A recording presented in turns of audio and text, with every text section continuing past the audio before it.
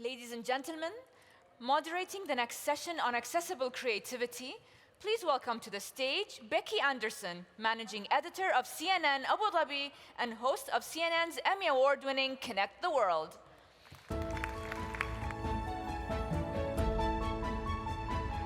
Hello. Welcome to those of you who are joining us here in the audience and to those of you who are joining us remotely around the world. It's wonderful to be here. Very honored to be leading this discussion today. I am Becky Anderson. For those of you who don't know me, I am the managing editor of CNN in Abu Dhabi, which is our Middle East and Gulf programming hub, and the host of Connect the World with Becky Anderson on a daily basis from headquarters. My guest today needs very little introduction. Her Highness Sheikha Latifa bint Mohammed bin Rashid Al Maktoum is a powerful figure helping to shape this city as a global hub for culture and creativity. Now, she joined the Culture and Arts Authority back in 2008 and was appointed chairperson of the authority in 2019, and by all accounts is turbocharging the authority's ambitions through a series of innovative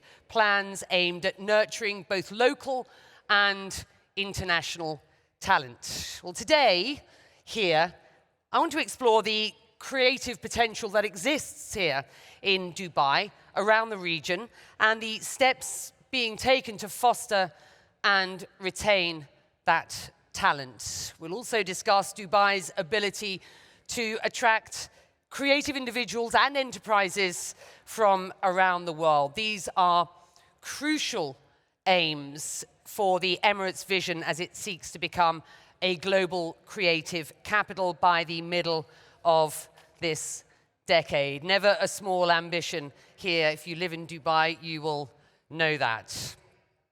Dubai, of course, is already a global hub for business, for commerce, and for tourism. So we will talk today about the opportunities and indeed the challenges. Her Highness will talk about how Dubai intends to expand the cultural and creative sectors, their accessibility, their inclusivity, and their diversity, and ultimately rank them among the most important economic industries here in Dubai. That is the heart of today's session. The woman with the answers to many of those questions is Sheikha Latifa.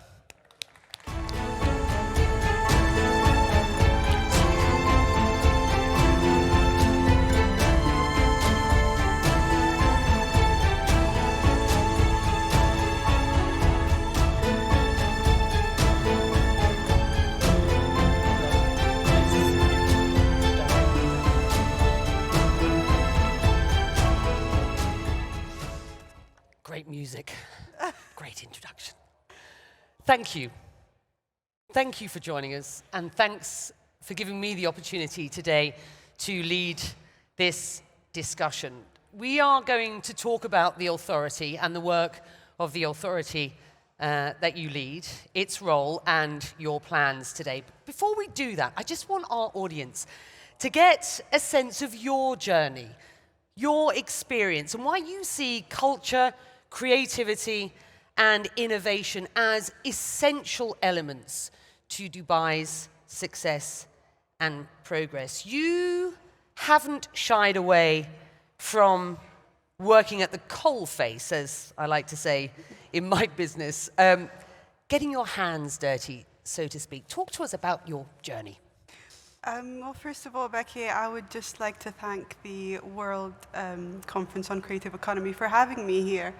And I want to say that I'm very happy and humbled to be among the top leaders speaking about the creative economy and the future of creative economies in the region and in the world. My journey was a very interesting one. I mean, I came into the cultural industry quite by chance. I've graduated as a business major with a focus on marketing.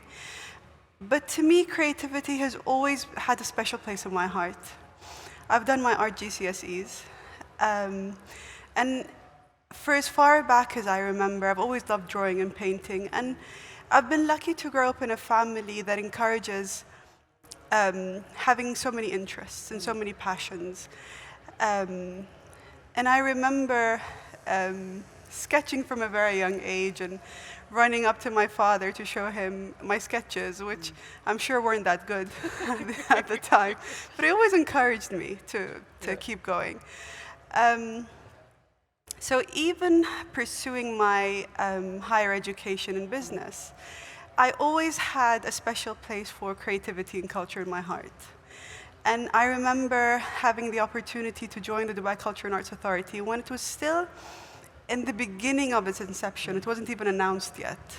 And the organization, because it was pretty new, it operated somewhat like a startup, where everybody had to jump in and do everything. And you're right in saying, yes, I had to get my hands dirty. I had to learn the ropes as I went along. And to be honest, a lot of the time I didn't know what I was doing. But I had to learn as I went along. And this is the beauty of working in Dubai. When you have an entity in the government sector operating as an entity in the private sector, there's so much you can learn from that, and so many skills you can gain. And I ended up setting up the marketing department because there was nobody there. And I just went from there. You describe it as having somewhat of a sort of tech startup kind of atmosphere, and I want to talk to you about that, because I know that there's still, you've still got this kind of atmosphere which is, we can always do better. We are always sort of, looking to the next opportunity. And alongside that sort of startup mentality, there's often the story that goes, you've got to make some big mistakes before you're successful. And I think we should talk about perhaps what some of those mistakes have been going forward. But clearly you weren't gifted this job. You've been around for some time, and you're now leading the authority. Your father, your dad, Sheikh Mohammed, recently ratified the UAE's 10-year national strategy for the CCI, the cultural and creative industries, which includes, and many of our audience here today and around the world will have read in here, it includes a raft of projects and initiatives aimed at raising the contribution that the sector provides for the UAE to some 5% of GDP. Crucially, this is in partnership with the private sector. Now, you are a government entity. You've set a very clear path on how Dubai Culture aims to execute on that vision, how you embed yourselves within the wider sort of story. So let's talk about that. I'm particularly interested about how the last 18 months of COVID and the damage that the pandemic wrought on the sector has helped inform you and your team, and you always talk about how talented your team is, how it's helped inform you and the team as you built this new strategy. Can you just explain? Well, just to give you a bit of context, Becky, I became chairman in 2019. 6 months later, the lockdowns happened. We weren't expecting it. We had so many big plans. But we always embrace challenges in Dubai, and that's how we were taught to operate. Of course, the first concern I had was, first of all, our internal teams and their well-being, and the creatives in Dubai and their livelihoods. But thankfully, in Dubai, our leadership has invested very early on in different sectors, very heavily. And because of our leadership's investment in the digital industry, we were ready to go online, in record time once the lockdowns happened. So our teams very successfully migrated online. All our work happened online. And it was very easy to continue the work that we did. And then we had to move our focus onto the creative industry and the creatives operating within it. And the first thing we decided to do as a team was to really explore what's going on in the industry and what's going on with those creatives. So we set up a number of online meetings where we gathered all the information we could from them. We had very open and honest conversations with them. And we looked at their challenges in the short run and the long run. Because if you remember, we didn't know how long the lockdowns would go on for. And we gathered very insightful information at that time. And that's when I realized that our creatives in Dubai were very resilient and very willing to change the way they work to accommodate to the new situation.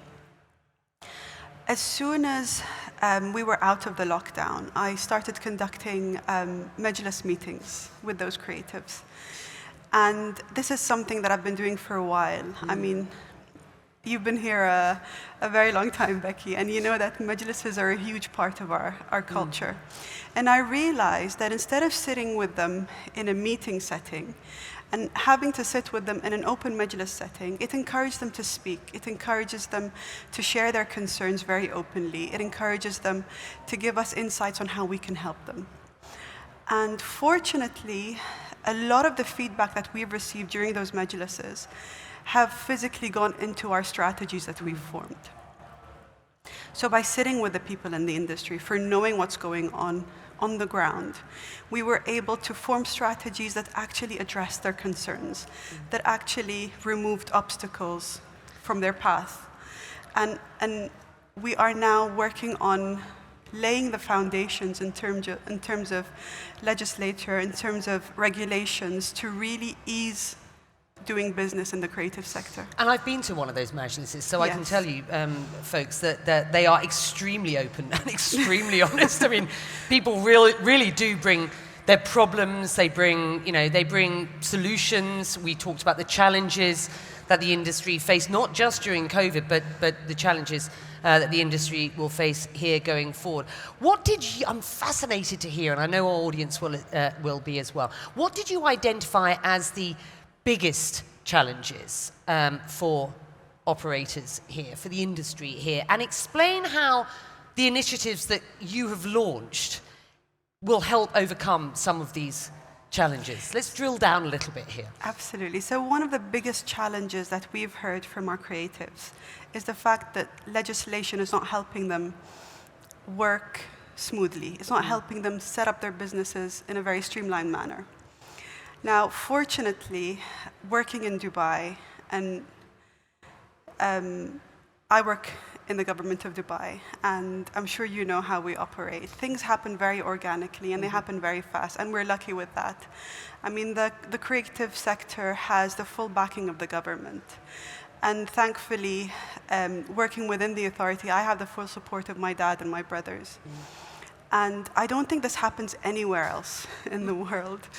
But I get calls from my dad's office and from my brothers saying, you've launched this strategy. What are you doing with it? What initiatives are coming out? What are you announcing next? What support do you need from us? So when we started working on legislation, we had to look at all the licensing that creatives, had to choose from. And it was very challenging for them. It wasn't a wide variety of licenses that reflected their actual work. So the teams went back and they worked with different entities in the government, and they looked at a lot of benchmarking opportunities to see what the best way we can do with this. And it was a very quick turnaround where we were able, in the government, to change the licensing to help creatives, set up much easier. That was the biggest challenge, and now we have a platform on Invest in Dubai for creatives, where they can obtain a license in a fairly fast manner. Well, the advert is 7 minutes. It is. Yes. Is that for real? Yes. Yes, it is. Okay. I just had to ask because it did seem extraordinary. Look, this is fascinating. You have willingly let us know that you have a good seat at the table, Yes. which you says empowers you and clearly does to get things done. I want to talk about a couple of these programs because, as you say, this week Dubai unveiled a new program which will help creatives establish businesses on a platform within minutes. It's called Creatives Journey Initiative. Just explain how that will actually work. So it's on a platform called Invest in Dubai. And if you would like to set up a business in Dubai in any field, in any industry, you go onto the website and you can obtain a license for what you're doing. Now, we recently launched the creative side of that website. So if a creative is willing to start a business in Dubai, all they need to do is go on the platform, submit the paperwork, sign whatever they need to sign, and they can get the license within minutes. Have you tested this out? We have. Within the team, we have. So it is minutes? Yes. You promise. Okay, so therein lies one of the initiatives that you've devised from the authorities' work that you've been doing. The Al-Khoz Creative Zone, also a central part of the initiative to make Dubai, to really make Dubai a global hub for the creative economy by sort of, mid-decade. For those who aren't familiar with Al-Khoz, just explain what's going on there and what you believe the sort of wider value is to the vision. So I'll give you a bit of background information on how that project came about. Again, as a result of our majlises with the creative industry, we realized that there were so many common challenges between the different sectors. And we formulated the Dubai Creative Economy Strategy that my dad recently launched and approved. Part of that strategy is creating a creative hub, which we felt Al-Khoz was already ready for, because it's an industrial area in Dubai that has been taken over by creatives in a way. It has a lot of potential to grow, and we felt it was a great pilot project to implement all the initiatives that we wanted to help creatives. So we are planning to create a creative zone where creatives can live and work and thrive as a process. We are laying the foundations within this zone as a pilot, and in terms of licensing, in terms of regulations, and hopefully when it is successful, it can be replicated in different areas across Dubai. Which brings me to my next question, because as I was considering that area and the idea that this has been a very organic area that is, and it's really just been inspired by the work that people here in the sector have been doing. It did occur to me that you must be asking yourself, and certainly you will have been asked by others, how you ensure that the authority as a government entity doesn't crowd out creatives who are, by their very nature, disruptors. I mean, I know you talk about enabling rather than sort of controlling, and I think the audience here needs to hear about that. So when I first took over the authority, we went back and we looked at the mandate of establishment. And the actual role of the authority is to enable and support and promote creativity and creatives. Whereas before we were operating as an operator more. And then COVID helped so much, Becky. COVID made us, take a step back and reflect. And we were able to slow down a bit. We had so much to do, so we couldn't slow down a lot. But we were able to slow down a bit and think of our role within the industry. And the best way to describe our role is we are the entity that should be enabling the sector through its creatives. We do not want to do everything, and we cannot do everything. What we do is we find the right partners in the industry to achieve our collective goal. We are there to support and promote those creatives. We are there to enable through legislation, through being the voice of creatives with the government, through setting the standard, putting strategies together, and putting those strategies into effect as a team within the industry. It's interesting for those who don't live here, I think it's interesting to point out that Dubai isn't the only place with a sort of thriving creative and cultural sector. Sharjah is a very successful emirate to the north of here, which is had a very successful sort of government-run sector now for some time, very heavily sort of focused on institutions and indeed on book fairs, etc. And then there's Abu Dhabi as well, which again with the Louvre and the upcoming Guggenheim, the Abu Dhabi Art Fair as well. I wonder, as you angle to ensure that Dubai is a really successful emirate with this sector, are you competing or collaborating with these other emirates? I mean, is there enough for everyone, I guess, is the question. Yeah. The way we see it, Becky, is every emirate complements the rest of the UAE. And together we're telling a very complete story of the entire UAE. And like you mentioned, the different emirates like Sharjah is very heavily involved with literature, and they're very well known for that, and they do it really well. Abu Dhabi, our capital, is very well known for bringing the biggest names in museums, and they do it really well. Dubai is now focused on the creative economy and building the creative scene from the foundation. So I believe we complement each other very well. And competition is always healthy, not just within the cities, but also in the region. Because if every single city thrives to do their best for their creatives, then as a collective, as a region, we will thrive. And as a region, we will be a safe place for creatives to thrive. So I think it's a bit of both. And it's a very healthy competition. You're just talking about the region there. I think it's important to discuss the opportunity for talent around the region, the opportunity for homegrown talent here as well, and this opportunity to attract talent from outside of this region as well. Dubai's position as a melting pot of cultures, I think, is often overlooked to a certain extent. Before we talk about how important the regional assets are and those away from here, do you think the creative economy to a certain extent has always been part of Dubai's DNA? Yes, absolutely. I mean, since I joined the authority, I've realized that we've always had a thriving creative economy in Dubai. We've had, the cultural industry has always grown organically without, any government intervention for the past 2 decades. We have been founded to support this growth and to direct it in the best way possible and to present more opportunities for this industry to thrive. So it's always been there, and we have very established Emirati artists that have gained global recognition on their own merit. But now is the time to really work together and collaborate to bring the best potential out of this industry.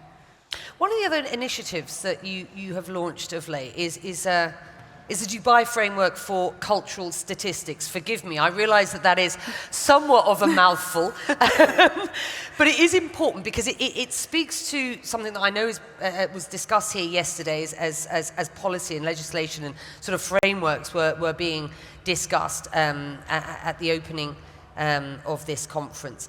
And the importance of harvesting data, of benchmarking, of ensuring that data is at one's fingertips. Look, when you have the sort of targets that you have here, it doesn't matter whether you have a seat at the table with dad or your brothers. I know they are breathing down your neck to a certain extent. So, the ambition is really, really high. How does that benchmarking opportunity, how does that mouthful of initiative, as it were, what's the nub of it, and how's that going to help foster the ambition here? So, Becky, when I first joined as chairman, we were asked by my dad to set the new direction for the Culture and Arts Authority within a month. Wow. Our biggest challenge with that was the lack of data that there was. If data existed, people didn't know how to aggregate it. And it was the responsibility for aggregating that data was dispersed between different entities. And it was such a struggle to get all this information to form the basis of, our current situation as opposed to where we want to go. So the teams worked tirelessly to come up with a framework, and they used the UNESCO framework as a basis, as well as the Eurostat numbers as a basis, and they adapted it to what's best for Dubai and what makes sense for Dubai. So we came up with a framework that is called the Dubai, the Culture Statistical Framework. It is a mouthful for me. It is a mouthful, there you go. But now this will help us really get the numbers we need and understand our current situation and understand where we stand within the region. And I think this is the first framework within the UAE.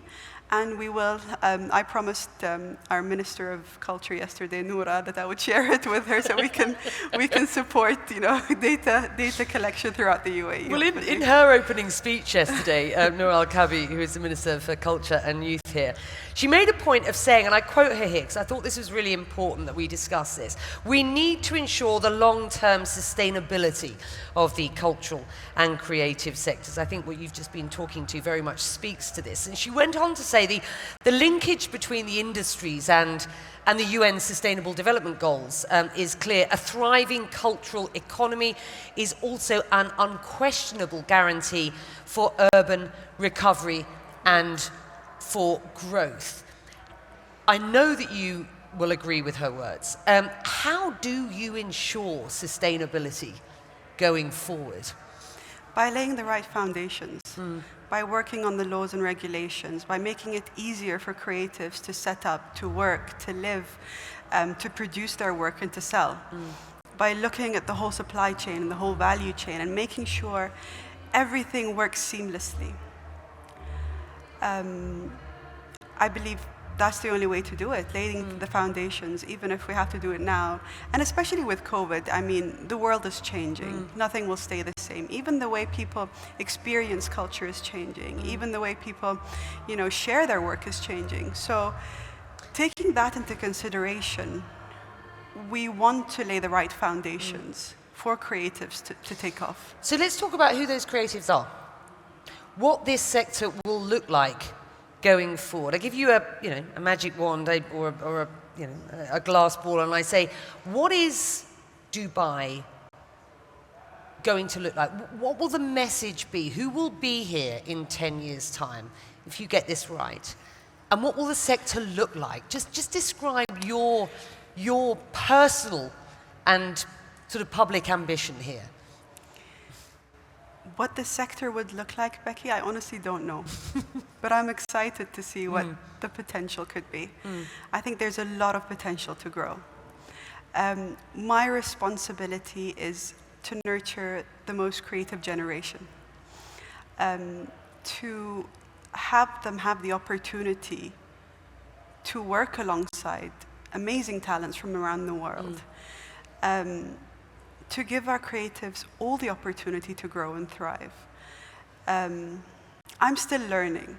We're still learning in the industry.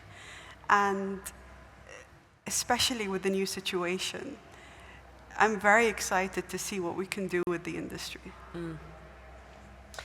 Given the recent debate around the 3D replica of Michelangelo's David, you won't be surprised that we're going to have this conversation on whether or not the limited view of the statue's nudity is a form of censorship or a form of artistic impression. Because this speaks to what the sector will look like going forward and who will be here. Whichever side of the debate you stand on with that, this has once again raised the issue of art and censorship here. So I'm just going to ask you, is certain content censored here? If you think about Dubai, Becky, and we're privileged to have over 180 nationalities living and thriving in Dubai. And the way Dubai and its citizens have always been, I mean, I remember, I'll take you back a little bit. I remember in the older generations, I know people who are bilingual and even trilingual because they learn to speak the languages of people who came to work here. Where anywhere else around the world, it's the other way around. So whoever lives in Dubai, they come here and they feel safe because they can retain their culture, they can retain their religious beliefs, they can retain their language, and they don't have to let go of any of that to blend with the culture and feel accepted. So as a people, we respect people for who they are. Now, one of the pillars of our culture that we value is respect and acceptance. And in everything we do, we make sure that everybody who lives within Dubai feels safe and secure and feels proud of their culture and their backgrounds and their beliefs. And it's not a matter of censorship, in my opinion. It's a matter of common courtesy. Whatever we do in Dubai, we do not seek to offend any of these cultures living in Dubai. And that's the way I view it, Becky. So artists and shows, for example, to a certain extent will need to navigate what are, I think you're describing as cultural boundaries here, to a certain extent. Ultimately, is there anybody who isn't welcome? Not at all. I mean, we welcome all creative expression, and we welcome, different opinions, and we value them. There is a platform for anyone who wants to express their creativity. And obviously, good art provokes an opinion and a feeling. But I don't believe that art should be provocative for the sake of being provocative. I believe that everyone has a platform. However, it's a matter of whether or not that platform or that creative expression would be accepted by the people or not.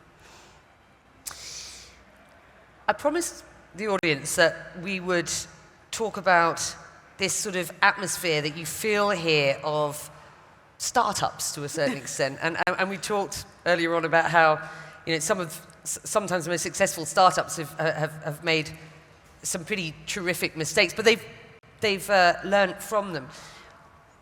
What do you think the biggest mistakes that you've made at this point are? I mean, if there are any. and what have you learned? I hope I haven't made any yet. However, we're at the beginning of our journey. And if we do make mistakes, we are fortunate to be in a position where we're flexible enough to fix our journey or fix our course and rectify. And I remember during my presentation to my dad, when I first presented the new direction, I actually made this point and I said, I want our teams to be flexible enough and brave enough to take chances and to even make mistakes. And what he said was, you're right, because we're in a position where we don't know what the future would be. And we would like our creatives to be pioneers. And to be a pioneer, you have to be able to make mistakes. And you have to have that sort of safety net and flexibility to be able to do that. So to answer your question, I really hope I haven't. But if I do, I wouldn't be afraid to say it and change course. Take me forward. You said you're not quite sure what the sector will look like, but I wonder whether there's a model that you're looking at. I mean, a city, for example, that you want to resemble, and will this be a city of, for example, of more art fairs, of more museums? I mean, I just want to get a sense for those who may have real ambition to come here, both from the region and around the world. What will its shape be? I mean, I come from London, for example, although I call this country my home now, having been here for nearly a decade. But London, I think of the Tates and the National Galleries and the West End, for example, and Paris has its own sort of flavour. What will the shape of Dubai be? So I believe the best way to achieve a successful city in the future is to have a balance of everything.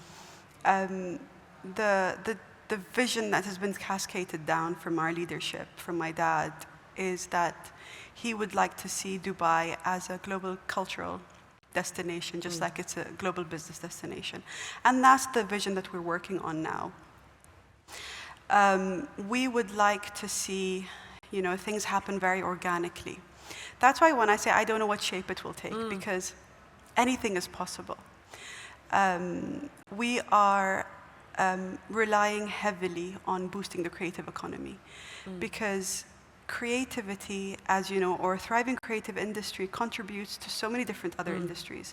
Without creativity, you won't have good products and services. And also, Becky, the UAE is now working on diversifying its economy, and it has been for a while.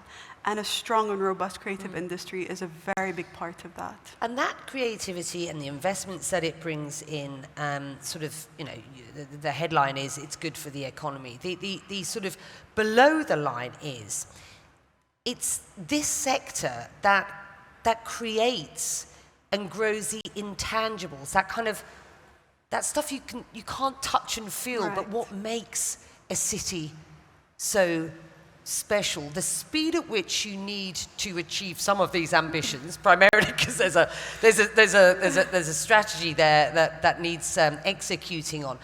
But it will take time, won't it? I mean, you can execute on the strategy, you can ensure you're going in the right direction. It will then need, as a city, time to breathe, correct? Right. Time to adapt. Yes. Oh, hello. Somebody telling us we have to stop. I don't think so. We've got a few minutes left. It's that flavour, isn't it? Yes. That's really important. What are you hoping for? I think as we lay down the foundations, and once we have everything in our strategies in place, then the city would be ready to take off on its own. And creatives will be ready to grow organically. They already do now, and our role is to support that. But we need the right infrastructure, we need the right foundations, we need the right, laws and regulations in place to support that kind of growth. And once that happens, I can take a step back and breathe.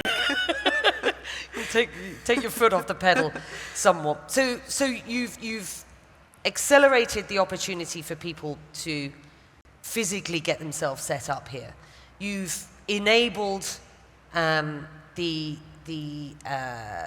platforms that will allow people to identify what it is that needs them to operate. You've generated interest in and support for the creative zone. What's your message then to those who are watching today in the international space, those who aren't with us here today?